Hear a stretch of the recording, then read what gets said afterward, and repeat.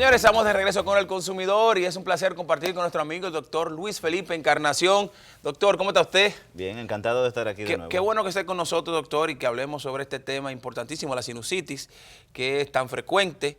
Pero antes de hablar de eso, doctor, yo quisiera que, fuera del aire, mientras usted escuchaba la participación de la licenciada Altagracia Paulino y los comentarios que hacíamos con respecto al tema del dengue, me hace un comentario que es preocupante, y es el comentario de que en los hospitales, en las clínicas, no se puede, no se hacen, no se recetan, no se recomiendan hemogramas por fiebre, en caso de que haya fiebre, a menos que hayan transcurrido 48 horas, o sea, el seguro no te lo cubre. Yo quisiera que usted me explicara eso, doctor, porque eso es muy grave.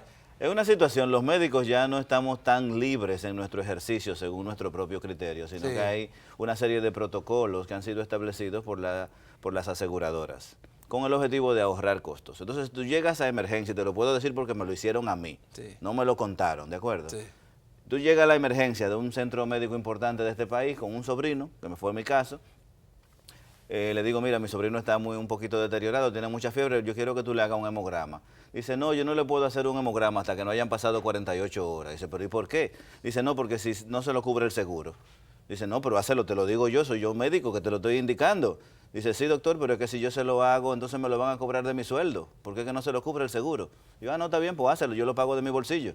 Pero la doctora estaba impedida de actuar, según su criterio, por estos protocolos rígidos, que no admiten variaciones y que están mandados por el dinero. Entonces la situación no es tan sencilla como se pinta. O sea, no es llegar y darme un hemograma, o sea... No, porque si el seguro no te lo cubre, entonces ¿quién lo va a pagar? Doctor, ¿eso se debe a qué? Dicen que... Son determinaciones que hacen basándose en la suposición o en la investigación de que no se producen cambios en la estructura del hemograma antes de las 48 horas. Sin embargo, yo no quiero correr con la estadística. Claro. El paciente, el hijo mío es uno solo. Claro. Entonces yo no quiero correr riesgo y mucho menos por un proceso que cuesta 150 pesos. Doctor, pero además de eso, la pregunta es, ¿cómo ellos saben? Porque una gente tal vez le dio fiebre hace 3 días y no había ido al médico y fue. Le dan acetaminofén y vuelve así le continúa. Wow. Entonces, en el caso de mi sobrino, claro, como yo no trabajo en ese centro al que lo llevé, yo lo llevé a ese centro porque me quedaba más cerca de mi casa, yo sencillamente después lo llevé a mi centro y se quedó ingresado. Y las plaquetas llegaron a bajarle hasta 50,000. Wow. Así que pasamos un susto. Sí. Inicialmente cuando él fue, no estaba tan mal, pero con el paso de los días, duró 5 días internos. Y las plaquetas llegaron a bajar. Sí, era dengue, no era hemorrágico, porque no llegó a ese extremo, que no es tampoco tan frecuente. Entonces hay una situación con esto, y es que los médicos quizás no están tan libres de actuar como lo deben hacer. Eso es bueno. Y luego que también se le está cargando un poco el dado a los médicos en el asunto del diagnóstico, este es un componente, pero también hay que pensar de dónde salen los mosquitos. Claro. Es decir, si no te picaran los mosquitos, no te diera dengue, ¿a quién corresponde que no haya mosquitos? Corresponde a las autoridades, ya sea municipales o ya sea nacionales. Cuando yo era pequeño, yo me acuerdo que pasaba un camión fumigando. Sí, eso comentaba yo la semana pasada. Yo nunca he visto eso. Comentaba eso la semana pasada, que Salud Pública debe empezar a iniciar una campaña de fumigación en todo el país, nacional. O sea, claro, pero no cuando está la epidemia de dengue ya establecida. Bueno, pero en este momento algo hay que hacer. Algo hay que hacer, y yo creo que, porque yo creo que se nos está yendo de las manos, o se nos fue de las manos. O sea, más de 100 muertos. Y eso es lo que se reportan. Mira ese jovencito de SIN. Claro, el niño de joven que se murió en estos días, que trabajaba en SIN. He conocido, cuando tú llegas, tú dices, no, esa enfermedad no existe porque no conozco a nadie que nunca le haya dado. Pues en este caso yo conozco por lo menos 3 personas que han fallecido por dengue. Entonces hay que tener mucho cuidado con eso, señores. Ojalá que las autoridades, pero también la gente cree conciencia. Hemos hablado de eso, de no guardar estos envases para acumulación de agua. Ahora con la lluvia de ayer seguro que va a haber mucha agua acumulada. Vamos a tomar eso en cuenta y vamos a salir al patio. Esos tarros que usted tiene ahí sin nada, voltelo, sáquele el agua, la carretilla, la pala, el medio pote. Pues los dominicanos la hoja de zinc. La hoja de zinc. Aquí tenemos demasiado. Nosotros acumulamos agua y guardamos agua y tenemos cachivaches y cosas guardadas ahí que acumulan muchísima agua. Entonces ahora, con este aguacero de ayer, de estos días, es bueno que tomemos eso en cuenta. Doctor, vamos al tema. Sinusitis. Qué bueno, doctor, que esté con nosotros. Sinusitis. ¿Qué es la sinusitis, doctor? Es la inflamación de unas estructuras que están alrededor de la nariz que se llaman senos paranasales. Uno tiene unos huecos aquí debajo de los ojos, al lado de la nariz, en la frente, en el medio de los ojos y en el centro de la cabeza, que se llaman senos paranasales. Entonces, cuando se inflaman, se dice que hay sinusitis.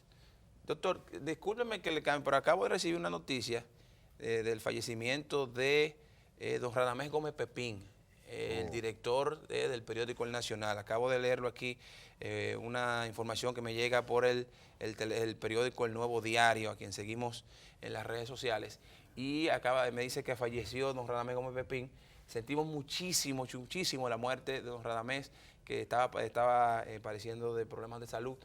Una persona, un periodista de muchos años, un ícono del periodismo dominicano, maestro de cientos de periodistas, y que siempre lo cito en el programa. Cada vez que hablo de los choferes lo cito porque él fue que acuñó, le puso el nombre de dueños del país a los choferes de carros públicos dominicanos. Lamentamos muchísimo la muerte de don Radamés, a todos sus familiares, a todas las personas, a seres queridos, a todos los amigos, sus empleados, toda la gente que de alguna forma u otra tuvo algún contacto con él. Sentimos mucho su pérdida, y de verdad que es una pérdida para el país la muerte de don Radamés Gómez Pepín, según la información que me llega en el celular en este momento del Nuevo Diario. Así es que de verdad que mucha pena nos da.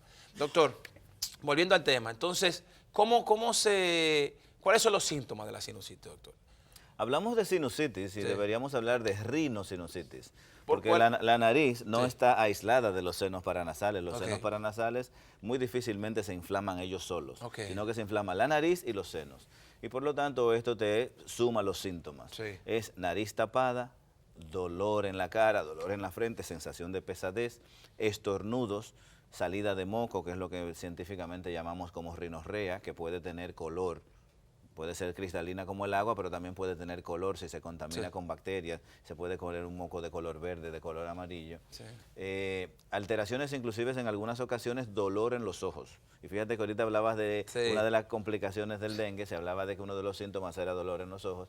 Esto da un dolor alrededor de los ojos Sí. en casos normales. Cuando la sinusitis se complica, entonces se puede afectar el ojo, se puede producir un absceso periorbitario, e inclusive en casos graves una sinusitis puede llegar a producir la muerte. Sí, doctor. Sí, porque se puede complicar con una enfermedad que se llama trombosis del seno cavernoso, que es una vena que está en la base del cerebro, y que en casos complicados hemos tenido inclusive abscesos cerebrales, principalmente en niños. Sí. Niños a los que les da una gripe, se transforma rápidamente en una sinusitis, la infección se pasa dentro de la cabeza y tenemos abscesos en el cerebro. por Doctor, una ¿y a sinusitis. quién le da sinusitis? A todo el mundo. A todo el mundo. En No hay nadie que esté más propenso a que le dé que otros. Sí, las personas que sufren de rinitis alérgica, y ahí es donde viene el problema, donde la gente dice que la sinusitis no se cura. El Sí. que es alérgico va a ser alérgico toda su vida, eso no se cura. Sí. Hay tratamientos para mejorarlo, hay tratamientos como la inmunoterapia que la controlan muy bien, pero realmente no se cura. Entonces, estas personas que tienen esa condición están más propensos a sufrir de sinusitis, Ok. la sinusitis que conocemos. Sí. Entonces, doctor, ahora, con usted obviamente relacionando el tema de las alergias con la sinusitis, todo lo que produce alergia puede producir sinusitis. Entonces, Si te produce alergia en la nariz. de la nariz. Las personas que tienen alergia, una cosa que sucede es que la persona que tiene alergia tiene la nariz permanentemente inflamada.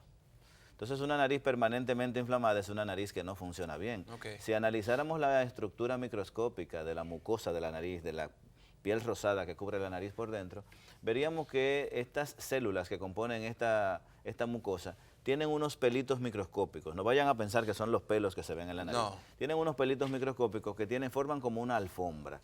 Como una alfombra, como por ejemplo las algas cuando las miras debajo del mar. Y esta alfombra es la que se encarga de mover el moco hacia la parte de atrás de la garganta, cae en la garganta, uno se lo traga, el cuerpo lo procesa y se produce nuevamente. Ese proceso, que se llama movimiento mucociliar, Sí. es el proceso que permite la limpieza de los senos paranasales. Ok. Entonces, cuando tienes una nariz inflamada, ese movimiento se altera en toda la estructura de la nariz. Es decir, tú dices, yo soy alérgico, pero bueno, yo me aguanto con eso, yo no tomo nada. Si tu nariz está permanentemente inflamada, ese movimiento que traslada el moco con el polvo y el sucio que capta hacia la garganta no funciona bien. Entonces Ok. las secreciones se estancan y al estancarse, entonces viene la infección. Ahora que usted habla de los pelitos de la nariz, que yo veo que uno a veces va a la barbería y se lo quitan y esto, doctor. ¿Es correcto eso? ¿Para qué están esos pelos de la nariz? Los pelos de la nariz cumplen una misión de filtración para Sí. partículas más grandes. Ok. No sé si te ha pasado de respirarte un mosquito. Sí, muy desagradable. Muy o, desagradable. o cualquier insecto. Muy De esos. Por desagradable. ejemplo, yo que estoy montando bicicleta ahora, es muy Sí, desagradable que a veces tú pasas por un enjambre. sí, sí, sí, sí, Y, sí. bueno, Y mimes y cosas. pues los pelos de la nariz ayudan a evitar eso, porque sirven como una red Sí. que impide. También ayudan a condicionar el aire, es decir, el aire cuando entra de la nariz, entra como cuando entras en un elevado. Que se arma un montón y de repente se vuelven 2 carriles. Poco a poco eso se vuelve 2 carriles, con más o menos desorden. En la nariz también sucede lo mismo. Estos pelos ayudan a conducir el aire hasta producir lo que se llama flujo laminar, que es el que permite que el aire entre y salga a esa velocidad y que a esa velocidad le dé tiempo de calentarse y de humedecerse lo suficiente para que la vía respiratoria funcione Entonces bien. hay que dejarlo ahí, eso no se recomienda. Sí, lo que pasa es que a veces son excesivos. Sí. Los varones que sufrimos de esto, a veces son excesivos, se continúan con la línea del bigote. Sí. Después que alcanzamos cierta edad, hasta inclusive salen canas. Salen canas. Sí. También, así como filtran hacia adentro, también pueden filtrar hacia afuera. Sí. Porque si tienes cualquier enfermedad que te produzca moco, se pueden quedar ahí atrapados, entonces se produce sucio. Entonces hay que cortarlos. Igual que lo de los oídos, doctor. Sí, igual. En la oreja no hacen la misma función. En la oreja no tienen casi ninguna función. Sí. Pero entonces en el caso de los pelos en la entrada de la nariz, tienen el problema de que si cortándolos te produces una herida en el vestíbulo nasal, la entrada de la nariz se llama vestíbulo nasal, se produce una infección que se llama vestibulitis. Y de una vestibulitis yo he visto gente morirse. Ah, bueno. Es una de las cosas a las que les tenemos respeto, una vestibulitis, porque es una infección que se desarrolla muy rápidamente, principalmente por una bacteria que se llama Staphylococcus aureus, que es el Staphylococcus come carne, del que se habla a veces. Así es. Pues come carne, sí. Sí, pero ese es una cepa particular. Sí. Pero ahí casi siempre hay Staphylococcus. La gente se ala un pelo o se corta cuando se está en la barbería, cuando se está aseando. Y esta infección produce entonces un absceso en el tabique nasal. El tabique nasal entonces se abomba y se llena de pus. Cuando eso sucede, la nariz se tapa, no puedes respirar. Pero el cartílago que compone ese tabique se muere. Y entonces hay que entrar a cirugía para cortar todo el tejido muerto y la nariz se deforma. Y esta infección, así como te mencioné anteriormente, también puede pasarse y producirte una trombosis del seno cavernoso por un pelito. Hay que tener cuidado con eso entonces a la hora de... Hay un refrán que dice que se salvó por un pelo. Sí. En este caso podríamos decir puede morir por un se pelo. embromó por un pelo. Doctor, entonces volviendo al tema de la sinusitis, usted hablaba ahorita del color de los moscos, ¿no? ¿Qué relación tiene? ¿Qué determina el color de los moscos? Usted hablaba que puede que haya bacterias, el moco es proteína y cuando se contamina con virus o con bacterias puede cambiar de color y hacerse amarillento o verdoso. Según el color, hay algunos profesores que proponen inclusive qué tipo de bacteria es la que produce ciertos colores. Por ejemplo, la pseudomonas produce un color muy verde, muy brillante, un verde muy casi lumínico. Y por eso se relaciona el color verde con infección bacteriana. Entonces ya es uno de los indicativos que tomamos para darle antibióticos. Porque quiero decirte que no todas las sinusitis se tratan con antibióticos. Y yo quisiera sinusitis no es sinónimo de infección. Sí.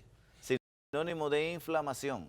Y el tratamiento es antiinflamatorios, no antibióticos. Doctor, hablar del tratamiento. Usted hablaba ahorita de los antibióticos, que no necesariamente se debe tomar antibióticos. En la mayoría de los casos no hay que usarlos. Entonces me gustaría, ¿cuál es el tratamiento? ¿Cuál es el protocolo que se toma para tratar esta complicación? Mira, como decía el filósofo chino, no hay ningún buen tratamiento si no hay un buen diagnóstico. O sea, la primera parte del tratamiento es un buen diagnóstico. Y tendrá que ser visto ese paciente por un otorrino o una otorrino. Hay muchas otorrinolaringólogas muy buenas en República Dominicana, para que determine cuáles son las causas que te pueden predisponer a sufrir de eso. En la mayor parte de los casos es la alergia, pero hay otro tipo de sinusitis que no son por alergia. Por ejemplo, puedes tener alteraciones estructurales de la nariz, puedes tener huesos torcidos, puedes tener conductos obstruidos que favorezcan que se desarrolle la sinusitis, y en eso no importa qué antibiótico te pongas, no importa qué medicamento te pongas, si no se corrige con cirugía no se va a arreglar. Entonces se necesita un diagnóstico. Ahora, si el tratamiento es con medicamentos, el tratamiento principal es a base de sprays nasales.